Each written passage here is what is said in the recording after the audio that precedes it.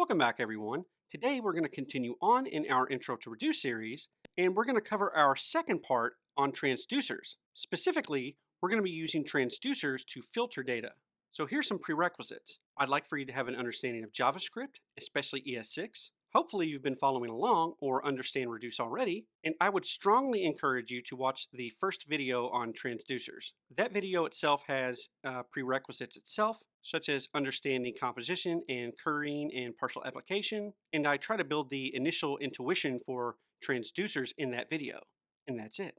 So let's review a bit of some things that we learned in the previous video on using transducers to map over an array. The first thing is that transducers are just functions. So often in this field do I run into scary terms, that at the end of the day are really just functions with more ceremony. So the second thing is that transducers take reducing functions and return new reducing functions.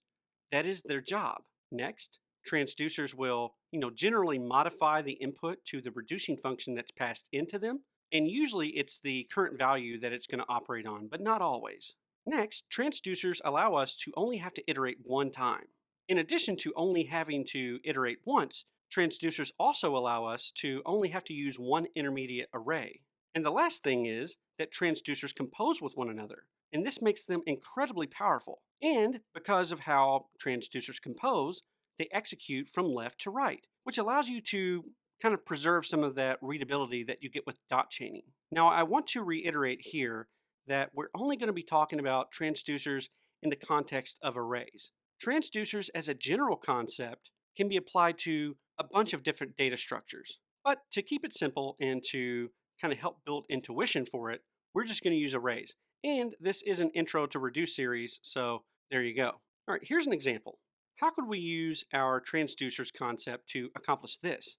So you have an array of 1, 2, 3, and 4, and we're going to use filter to keep the even numbers.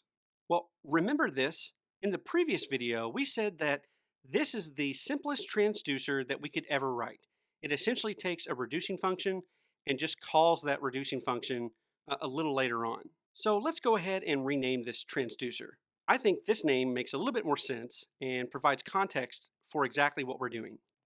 So as always, the transducer will take a reducing function and it's going to produce a new reducing function because that's what transducers do. But first, we're going to see if the current value is even. If it is even, we're just going to pass the accumulator in the current value into the reducing function. So notice we're not transforming the data in any way, we're just really collecting it back up into the reducing function at the end. But if the current value that's passed into the reducing function is not even, well, we're just going to return the accumulator. This effectively removes the current value from the data structure that you happen to be reducing. And so down below, you can see that we've accomplished our goal, right? It only keeps the even numbers. But what if we wanted to use any predicate function, like array.filter? So how could we modify the transducer that we've just written to accomplish that? Well, what if we just accept a predicate function? So now we allow someone to pass in, whatever they want. If they want to pass in is even or is odd or, is less than 10, whatever they want to do, they can pass that in. And because we allow people to pass in the predicate function and the reducing function, this transducer doesn't actually even have to know about the underlying data type of the data structure that you're operating on. Here we're operating on numbers, but you could be operating on an array of strings or, an array of objects, whatever. But now the name doesn't make any sense. So how about this? Let's rename it Make Filter Transducer. That's pretty explicit and it tells you exactly what it's going to do. So this is like a factory for transducers, but they're going to filter elements instead of transforming them. So remember from the previous video, I said that in the same way that a transducer is like a factory for reducing functions, well, this function here is going to be like a factory for transducers. It's going to make transducers for us, but it's going to be a specific kind of transducer. So it's going to take a predicate function, again, like is even, is odd, or is paid if you were working on an array of objects, whatever. And that will produce a new transducer. That's what I mean by, it's a factory for transducers. And like all transducers, it's going to accept a reducing function.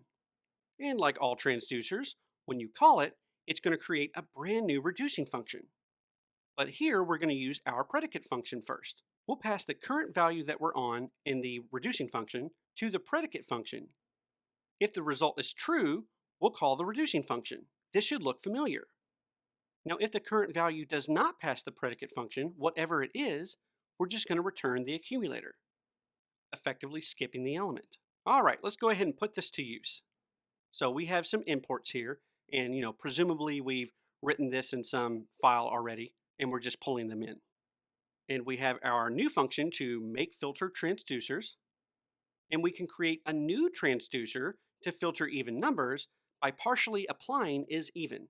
And that's just a fancy way of saying that you're calling a curried function with one of its arguments. And so now we can actually create the reducing function that will be passed in to reduce. And admittedly, the name could be a bit better. So let's go ahead and change the name here. And we can use it below. So we've handled filter operations, but I did promise something. In the first video, we talked about something like this. Now, how could we accomplish this operation or something like it with transducers? So you can see here we have an array of numbers. Again, simple, naive examples, but they're easy to grok. So we have an array of numbers, and we're going to map over them, adding 1 to each element, and then we will remove the odd numbers, or you can think of it as we are only going to keep the even numbers after the map operation. How can we do this with transducers? Well, remember, the great thing about transducers is that they compose with one another. So a lot of things on the screen. As always, let's go ahead and step through and break it down step by step. So ignoring the imports above, now we have a way to create 2 different types of transducers, a filter transducer and a mapping transducer. The mapping transducer we went over in the previous video, and there I think I called it just make transducer. But here I thought in order to help distinguish it between the filter transducer in itself, it should be named accordingly. Now honestly, you could call these functions whatever you want. I've seen people call these functions filterer and mapper, but for me this is very explicit and it says exactly what these functions are going to do. But now we can use those functions below to create our transducers. So we have an is-even transducer that will remove odd numbers or keep even numbers if you want to think of it like that. And we have an add1 transducer that will transform the current value by just adding 1 to it. And because of composition, we can map first, so doing our add1 operation, and then we can filter, doing our is-even operation. Now remember, transducers will execute left to right under composition. And so we can use the reducing function below using reduce. And you can see that we've added 1 to every element. So 1 becomes 2, and then 2 is even, so it's kept and passed into the array at the end. And then 2 and 3 and 4, and so on and so forth. Only iterating once, only needed to use one intermediate array. Now you could optionally use a compose function here. The compose function could be something that, if you want to hand roll it, or you can pull it in from a library like Ramda or Lodash or something like that. It really doesn't matter. It's going to work the exact same way. And so down below, you can see we create the add1 filter even transducer by using compose rather than doing it manually. Okay, here's a more real-world use case, kind of. So the idea here is maybe you have a back-end API that is going to return some orders to you. And on the front end, for some reason, you need to be able to get all the paid orders and then transform that into an array of the order numbers. So you want to get all paid order numbers. Well, we can use transducers to accomplish that. And again, if you don't really have that many orders, you could just use map and filter. But as the dataset grows, you may want to consider using transducers. So let's step through. So first we have some imports. We have an isPaid predicate function, and we have a pluck order number function that will just, pluck an order number off of an order. We have our concat and compose functions, which we've talked about already. We have our transducer factories that we've talked about. And we have this get orders function that, presumably is going to hit some backend API. And so we can use these transducer factories to create our transducers. So we have an isPaid transducer that will just, keep paid orders. And we have a pluck order number transducer that will transform that order into its order number. And because we want to do these two things together, we can compose them. Remember, transducers compose. And again, because of how they compose, under composition, they're going to execute from left to right. So is paid will happen first, and then the pluck order number transducer will happen. And so we're going to call the backend API and go ahead and fetch our orders. And note the structure. It's just an array of objects. And we can use reduce to get the paid order numbers. And see here, we're using the transducer that we have with concat. And because transducers take reducing functions and produce new reducing functions, that's the first argument to reduce. And you can see on the right-hand side, presumably we've had a paid order with the order number of 1234.